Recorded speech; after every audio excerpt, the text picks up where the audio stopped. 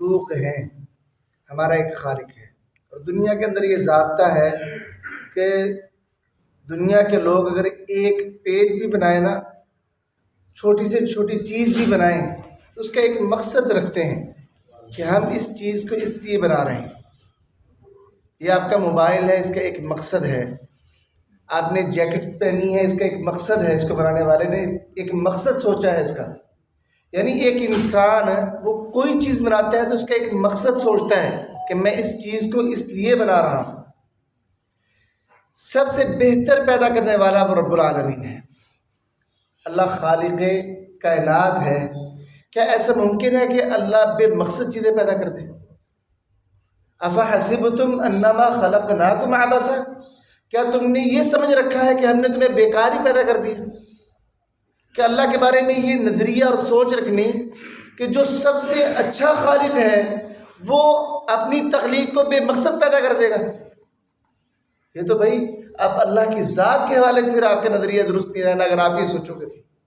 تو جب ہر دنیا کے اندر ایک انسان ہی ہے، یہ بھی چیزیں بناتا ہے تو اس کا ایک مقصد سوچتا ہے اور وہ ایک مقصد کو لے کر چیزوں کو بناتا ہے، تو خالق کائنات نے بھی تو ہمارا پیدا کرنے کا کوئی مقصد سوچ رکھا ہے اور اپنی کتاب کے اندر بیان کیا ہے، اور وہ مقصد کیا ہے؟ وَمَا خَلَقْتُ الْجِنَّ وَالْإِنسَ إِلَّا لِيَعْبُدُونِ، ہم نے انسان اور جنوں کو عبادت کے لیے پیدا کیا ہے۔ قُلْ لِعِبَادِيَ الَّذِينَ آمَنُوا يُقِيمُوا الصَّلَاةَ، میرے بندوں سے کہہ دو کہ نماز پڑھا کریں، نماز کو قائم کیا کریں۔ تو یہ پہلا جواب ہے اس سوال کا کہ ہمیں نماز اس لیے پڑھنی چاہیے، ہم پیدا ہی اسی وجہ سے ہوئے ہیں، ہمارا مقصد ہی پیدائش کا یہ ہے کہ ہم نماز پڑھیں، عبادت کریں اللہ تعالیٰ کی۔ دوسرا جواب اس بات کا کہ ہمیں نماز کیوں پڑھنی چاہیے، کیونکہ بہترین چیز وہ ہوتی ہے جو بنانے والے کے سوچ اور اس کی امید پر پورا اترے۔ اللہ تعالیٰ نے ہمیں پیدا کیا ہے تو اللہ تعالیٰ جیسے چاہتا ہے ہمیں ویسے بننا چاہیے، تب جا کے ہم با مقصد تخلیق کے لانے کے قابل ہیں، ورنہ اگر ہم مقصد پہ پورا نہیں اترتے تو بے مقصد ہے۔ یہ نماز ایک ایسی چیز ہے جس سے ہمارا خالق ہم سے خوش ہوتا ہے، جس سے ہمارا خالق ہم سے خوش ہوتا ہے، کیونکہ بندہ اپنے مقصد پہ پورا اتر رہا ہے۔ نبی کریم صلی اللہ علیہ وسلم نے فرمایا ما توطن رجل مسلم المساجد لذکر اللہ والصلاۃ، جو بندہ بھی مساجد کو وطن بنا لیتا ہے، باقاعدگی سے مساجد میں حاضر ہوتا ہے اللہ کے ذکر اور نماز کے لیے، فرمایا الا تبشبش اللہ له کما یتبشبش اہل الغائب بغائبہم اذا قدم علیہم، تو اللہ تعالیٰ اس بندے پر ایسے خوش ہوتے ہیں جیسے وہ گھر والے خوش ہوتے ہیں کہ جن کا کوئی بندہ پردیس میں گیا ہو اور وہ پردیس سے واپس آئے۔ اللہ تعالیٰ بندے کے مسجد میں آنے پر اور نماز کے ادا کرنے پر اس قدر زیادہ خوش ہوتے ہیں۔ ہمیں نماز اس لیے بھی پڑھنی چاہیے کہ دنیا کے اندر یہ قاعدہ ہے کہ محبوب جو چاہے نا، اور محبوب کی جو آخری وصیت ہو بندہ اس کو پورا کرنے کی کوشش کرتا ہے۔ انسان کا والد ہی فوت ہو جائے، مرتے وقت وہ کوئی ایک بات کہہ جائے کہ بیٹو یہ کام آپ نے کرنا ہے، تو بندہ اپنی پوری کوشش کرتا ہے یار یہ کام لازمی کرنا ہے کہ ہمارا والد فوت ہوتے وقت اس بات کا ہمیں کہہ دیں۔ ہمیں اپنی جان سے بڑھ کر پیار ہے جناب محمد صلی اللہ علیہ وسلم سے۔ رسول کریم صلی اللہ علیہ وسلم جب اس دنیا سے رخصت ہوئے ہیں نا، تو جو صحابہ کو وصیت کی ہیں اور جو آخری بات کہی ہے آپ نے لوگوں کے بارے میں، وہ یہ تھی کانت عامت وصیت رسول اللہ صلی اللہ علیہ وسلم حین حضرته الوفاۃ وهو یغرغر بنفسه، کہ رسول کریم کی وفات کے وقت عام وصیت یہ تھی اور آپ کی حالت یہ تھی کہ آپ کا سانس اٹک رہا تھا تکلیف کی وجہ سے، آپ کہہ رہے تھے الصلاۃ الصلاۃ وما ملکت ایمانکم، لوگوں نماز اور اپنے غلاموں کا خیال رکھنا۔ حضرت علی کہتے ہیں کانا آخر کلام النبی صلی اللہ علیہ وسلم الصلاۃ الصلاۃ وما ملکت ایمانکم، کہ نبی کریم صلی اللہ علیہ وسلم کا آخری کلام، آپ کی آخری بات وہ یہ تھی الصلاۃ الصلاۃ۔ دنیا کے اندر ہم اپنے باپ کی آخری بات پوری کرنے کے لیے بڑی کوشش کرتے ہیں، تو کیا ہمیں اپنے نبی کی آخری بات پوری کرنے کے لیے کوشش نہیں کرنی چاہیے؟ اور کیا اس وجہ سے ہمیں نماز نہیں پڑھنی چاہیے؟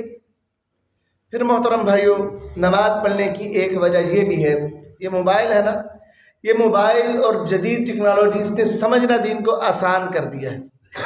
یہ موبائل ہے، اس کے اندر وائرس آ جاتا ہے، اگر آپ اینٹی وائرس نہیں کرتے موبائل میں اور کمپیوٹر میں، موبائل کے اندر تو کمپنی کی طرف سے اینٹی وائرس آ جاتا ہے، کمپیوٹر میں کرنا پڑتا ہے، اگر نہیں کرتے ایک وقت کے بعد یہ ڈیوائس سلو ہو جائے گی، پھر آہستہ آہستہ بیکار ہوتی رہے گی اگر اس کے وائرس کو آپ صاف نہیں کرتے۔ آپ کو گاہے بگاہے اس کے وائرس کو صاف کرنا پڑتا ہے، اینٹی وائرس کرنا پڑتا ہے۔ انسان بھی ایک تخلیق ہے، اسے ایک ڈیوائس سمجھے، اس کے اندر وائرس آ جاتا ہے گناہوں کا جو اس کو بیکار کرتا ہے، اس کی کارکردگی کو سلو کرتا ہے، اس کے دل کو سیاہ کر دیتا ہے اور اس کے جسم پر برے اثرات ڈالتا ہے۔ اگر گناہوں کے وائرس کو آپ اسلام کے بتائے ہوئے اینٹی وائرس سے آپ اس وائرس کو نہیں نہ بھگاؤ گے، یہ آپ کا جسم تکلیف میں رہے گا، دنیا میں بھی اور آخرت کے اندر بھی۔ اور یہ جو گناہوں کا وائرس ہے نا، اسلام نے مختلف طریقے بتائے کہ اس وائرس کو آپ اپنے جسم سے اور اپنے آپ سے کیسے دور کر سکتے ہیں، کیونکہ وائرس تمہارے اندر آنا ہے، لیکن اس کو دور کیسے کرنا ہے اللہ نے طریقے بتا دی۔ ان میں سے ایک طریقہ نماز ہے۔ نماز پڑھو، اللہ تمہارے گناہ تم سے دور کر دے گا، یہ وائرس تم سے ختم ہو جائے گا، تمہارا جسم پاک ہو جائے گا، روح پاک ہو جائے گی۔ نبی کریم صلی اللہ علیہ وسلم نے فرمایا کہ بندہ مسلم جب نماز پڑھتا ہے تو اس کے گناہ اس کے کندھوں پر اور سر پر اٹھا دیے جاتے ہیں، جب وہ سجدہ کرتا ہے تو اس کے گناہ اس کے سر اور کندھوں سے گر جاتے ہیں۔ اور نبی کریم صلی اللہ علیہ وسلم نے فرمایا کہ ہر نماز کے وقت ان للہ ملکا ینادی عند کل صلاۃ، اللہ کے لیے ایک فرشتہ ہے، اللہ نے وہ فرشتہ اس کی ڈیوٹی لگا رکھی ہے کہ ہر نماز کے وقت وہ اعلان کرتا ہے، یا بنی آدم قوموا الی نیرانکم، اے آدم کے بیٹو کھڑے ہو جاؤ اس آگ کی طرف، التی اوقدتموها، جسے تم نے جلا لیا ہے اپنے گناہ کر کر کے، فاطفئوها، نماز پڑھ کے اس کو بجھا لو۔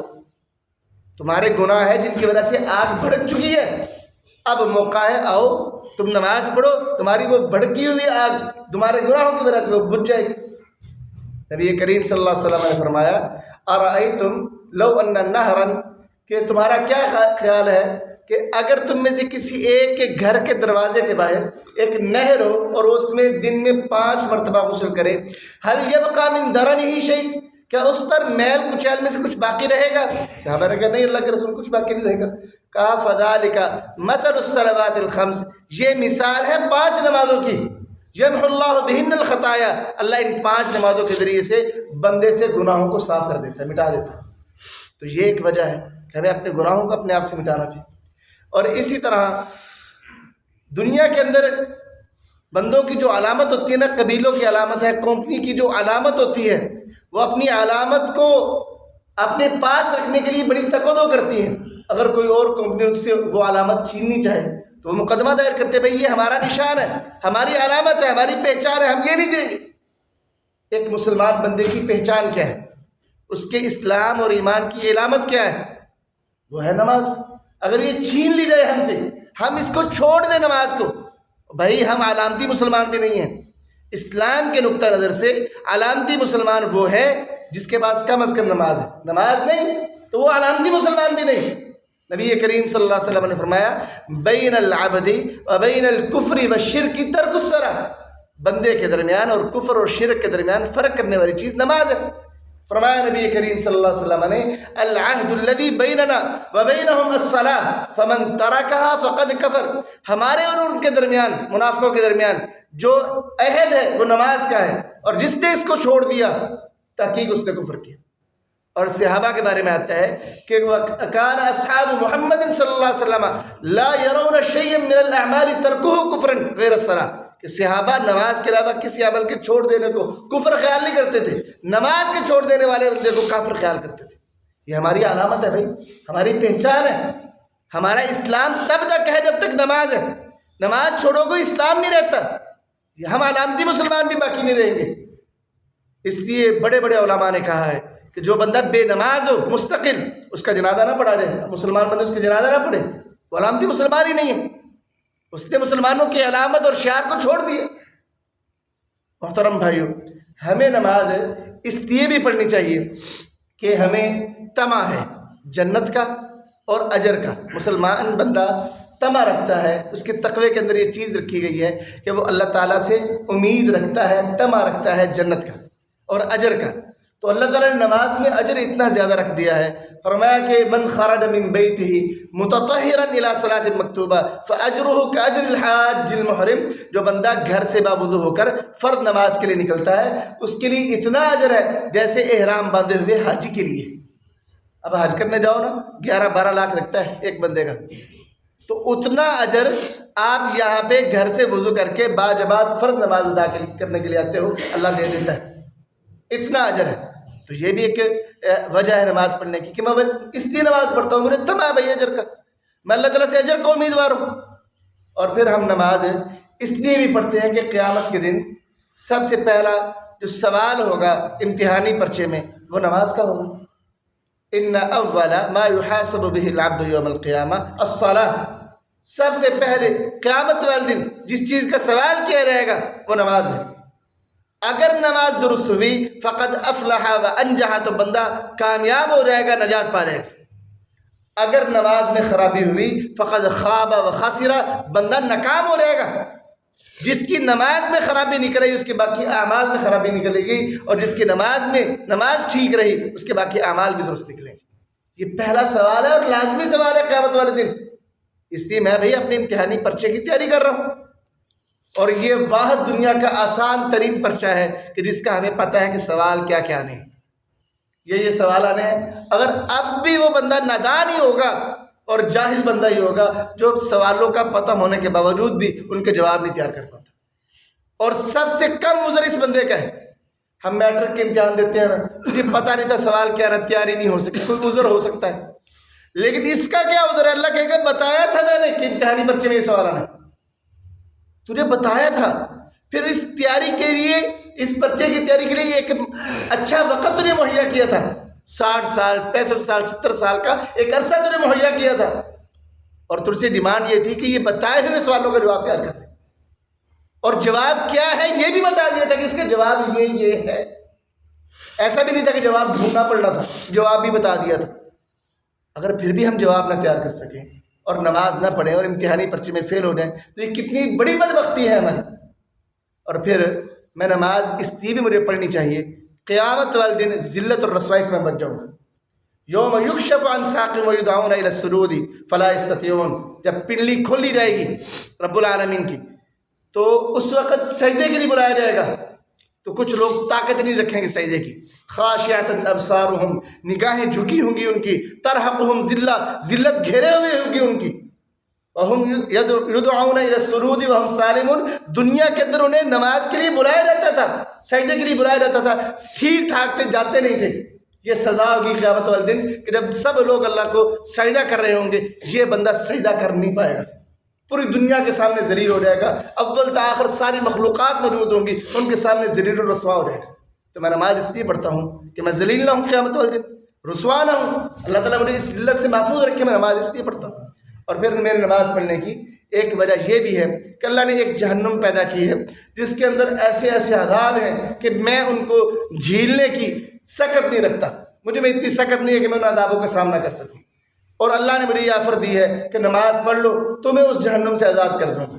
من صلی للہ 40 یوما فی جماعت، فرمایا جس نے 40 دن تک اللہ کے لیے با جماعت نماز ادا کر لی تکبیر اولیٰ کے ساتھ، اللہ تعالیٰ اس کے لیے 2 براتیں لکھ دیتا ہے، ایک جہنم سے برات، ایک نفاق سے برات۔ وہ بندہ منافق نہیں اور جہنم سے بھی اللہ تعالیٰ اس کی برات لکھ دیتا ہے۔ تو میں بھائی جہنم سے آزادی چاہتا ہوں، میں اس لیے نماز پڑھتا ہوں۔ اور آخری بات، میں اس لیے نماز پڑھتا ہوں کہ مجھے رب کا بنایا ہوا گھر جنت چاہیے جس کے اندر مجھے اپنے رب کا دیدار ہونا ہے، جہنمیوں کو کوئی رب کا دیدار نہیں ہونا۔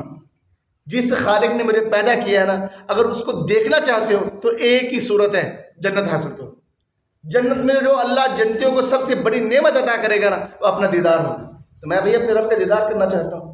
اللہ نبی کریم صلی اللہ علیہ وسلم نے فرمایا 5 صلوات کتبہن اللہ علی العباد، 5 نمازیں اللہ نے بندے پہ فرض کی ہیں، جو ان 5 نمازوں کو ادا کرے اور ان میں کوئی کمی نہ کرے، کان لہ عند اللہ عہد ان یدخلہ الجنہ، اللہ پر لازم ہے کہ اس بندے کو جنت میں داخل کرے۔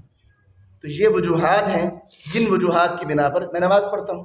اللہ تعالیٰ سے دعا گو کہ اللہ تعالیٰ ہمیں بھی ان مقاصد کو اور ان وجوہات کو جانتے ہوئے نماز پڑھنے کی توفیق عطا فرمائے۔ وما علیہ السلام۔